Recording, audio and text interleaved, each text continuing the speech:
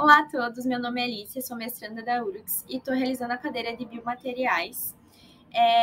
Antes de tudo, gostaria de dizer que eu autorizo a divulgação da minha imagem para fins acadêmicos. Então, o artigo escolhido foi uma revisão abrangente da adesão de revestimentos à base de hidroxiapatita em biomateriais metálicos.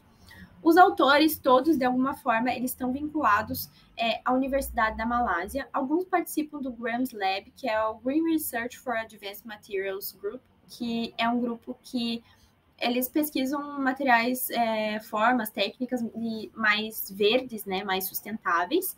Outros participam do grupo de engenharia humana e um dos autores participa do grupo de degradação estrutural e material.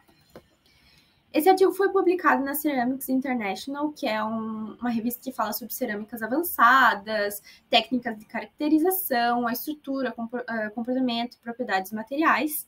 Ela tem um fator de impacto de 4,5 e é classificada a 1 pela Qualis, e eu acho que ela tem muito importância no mundo da engenharia, da odontologia e da medicina, por se tratar, né, principalmente de cerâmicas.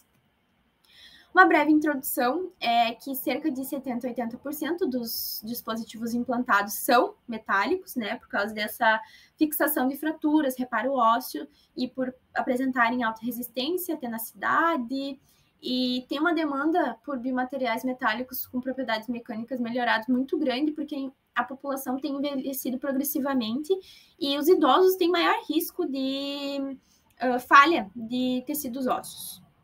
Então, aqui o artigo trouxe uma tabela com as principais aplicações, né, de diferentes materiais, e ele traz que a questão crítica está relacionada à resistência à adesão entre o substrato metálico e a camada de revestimento, e também a espalação ali, o processo de ejeção de fragmentos de partículas que podem trazer respostas clínicas adversas, tanto ao implante quanto aos tecidos circundantes. Revisando um pouquinho sobre hidroxiapatita, não vou me aprofundar porque já foi visto em aula, é o principal componente do osso, é usada há muito tempo, porém não pode ser usada como o implante de fato, porque elas são muito frágeis e não tem aplicação de suporte de carga. Porém, pode ser muito utilizada como para auxiliar nessa maior adesão substrato-revestimento. Então, foi comprovado que o revestimento de hidroxiapatita ela permite uma osteointegração controlada e rápida, e vários pesquisadores têm utilizado hidroxiapatita com outros elementos para propriedades mecânicas. Por exemplo, filmes de quitosana com hidroxiapatita são muito estudados há bastantinho tempo até.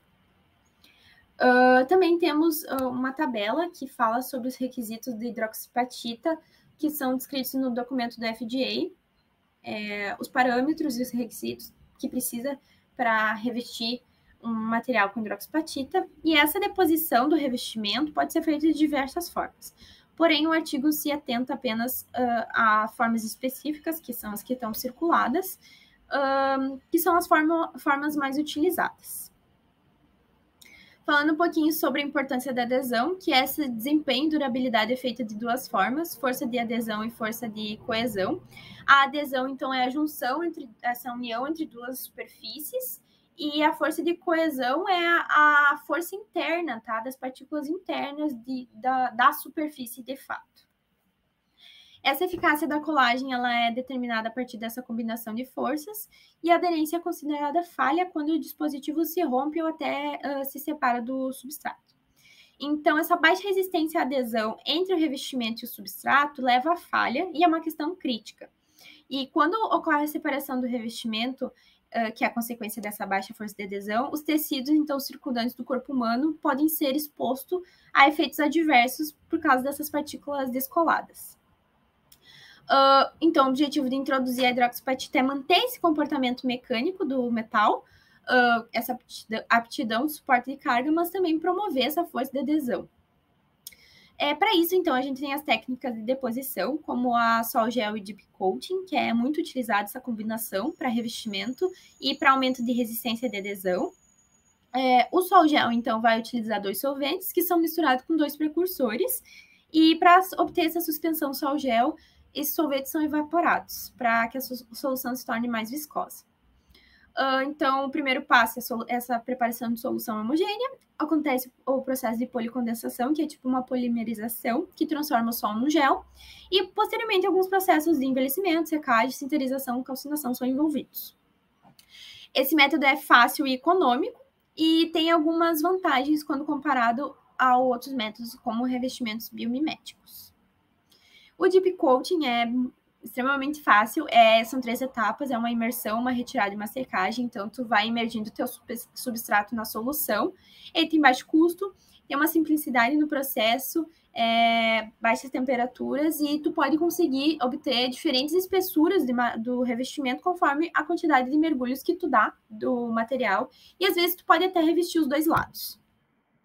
Essa combinação dos métodos, então, é descomplicado, é barato e é uma técnica aplicável, né, para implantes bicompatíveis, revestimentos desses implantes.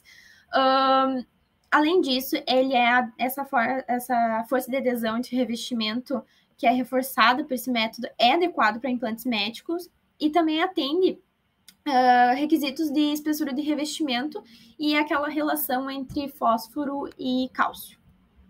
A deposição eletroquímica, ela é um processo que vai utilizar a oxidação e a redução para acumular material na superfície de outro material.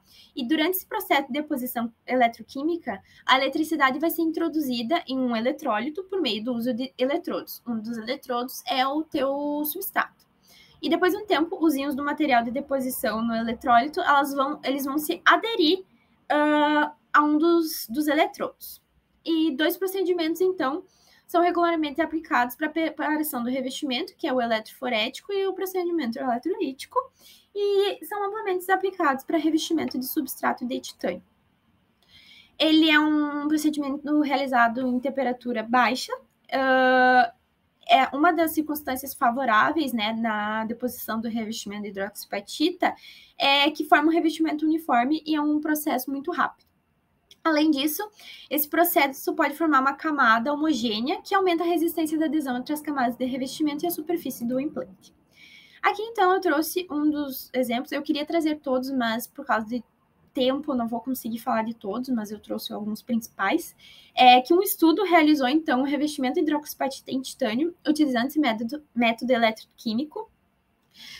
E a espessura do revestimento de hidroxiapatita foi aproximadamente 18,6 micrômetros, com uma resistência de adesão de 106,3 megapascais. E esse resultado foi 3 vezes maior que a carga de estresse na articulação do quadril. Então, esse resultado foi considerado o maior achado da resistência de adesão relatada até o momento. Outro exemplo, Young e Golden, eles introduziram substrato de aço inoxidável com 2 camadas, de revestimento de hidroxiapatita por meio de eletrodeposição. E em relação a uma camada só, né, foi o resultado dessa camada dupla, mostrou uma boa resistência à adesão. Além disso, também estão sendo muito utilizados o substrato, uma camada de óxido intermediária antes do revestimento, tá? Para manter a difusão de impurezas nocivas do substrato em direção à superfície do revestimento e também evitar a decomposição da hidroxiapatita. Também, como pré-tratamento, foi introduzida a anodização, que ela é feita para suportar o desenvolvimento de intertravamentos mecânicos e também mostrou um revestimento homogêneo puro de hidroxiapatita que pode ser alcançado por meio da anodização. Aqui, nesse caso, outro exemplo que eles fizeram, que é a imersão de hidroxiapatita eletrodepositada, revestida em titânio anodizado em um ambiente simulado de fluido corporal, mostrou aumento da espessura da camada. Então, aqui a gente pode ver que antes de mergulhar tinha uma espessura e conforme foi aumentando os dias em SBF, a espessura foi aumentando. Outros métodos estão sendo para melhorar, né, essas propriedades, como materiais de reforço, óxido de zircônio, nanotubos de carbono, e que essa incorporação mostra um aumento de resistência à adesão próximo a 70% a mais, né, que revestimento de hidroxiapatita puro. Por exemplo, a adição de nanotubos de parede única ele conseguiu aumentar o revestimento, a adesão do revestimento e substrato foi melhorada de 15,3 para 27,7 megapascais. O revestimento de hidroxiapatita pela técnica de deposição eletroquímica leva à formação de estruturas uniformes, e também a gente consegue várias espessuras de revestimentos por meio dessa técnica. O procedimento de sinterização, ele melhora os comportamentos de densificação e adesão do revestimento, porém, a sinterização pode levar à decomposição do hidroxiapatita. E nessa questão de decomposição, foi introduzida, então, aquela, como eu falei anteriormente, uma camada intermediária entre o substrato e o revestimento. A aspersão térmica é um método de revestimento que tem o objetivo de proteção de equipamentos, mas também é um método promissor para revestimentos, para alcançar propriedades e revestimentos totalmente novos. Esse processo, então, tem 3 grupos: sprays de chama, arco de plástico e arco elétrico.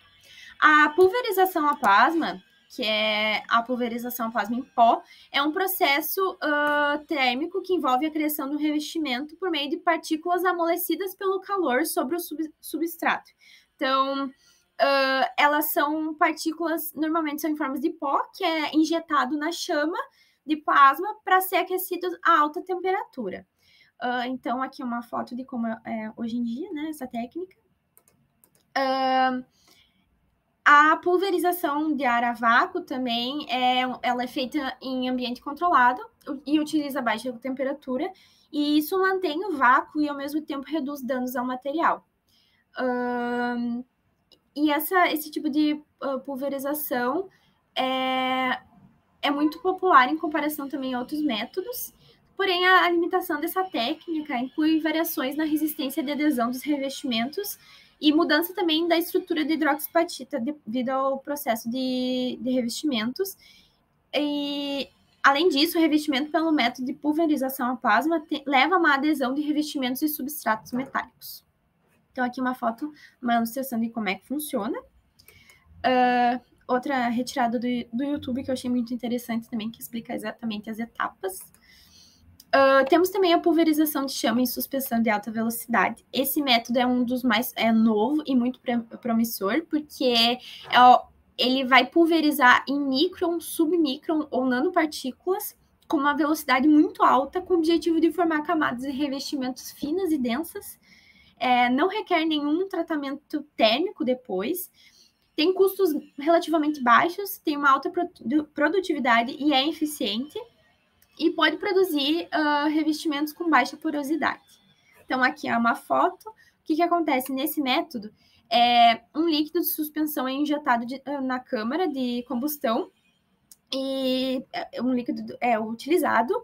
E ali na tocha, tu pode usar um combustível. E esse combustível, normalmente, é utilizado propano, acetileno, hidrogênio. Então, vai de acordo com o que tu quer. Por exemplo, o acetileno, ele é escolhido como gás combustível muitas vezes por fornecer altas temperaturas.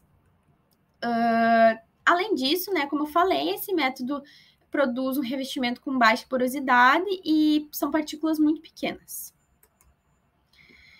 Os métodos de pulverização por plasma atmosférico, oxicombustível de alta velocidade e esse que eu estava mencionando, que é suspensão em alta velocidade, são revestimentos muito aplicados em substrato de titânio, e alguns parâmetros do processamento vão influenciar no desempenho das propriedades do revestimento.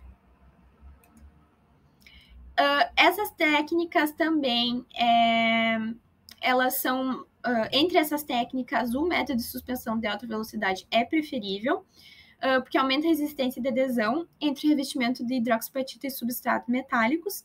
E nesse de alta velocidade, tu pode usar 2 suspensões diferentes, uma à base de água e uma à base de dietileno-glicol, que é o DEG.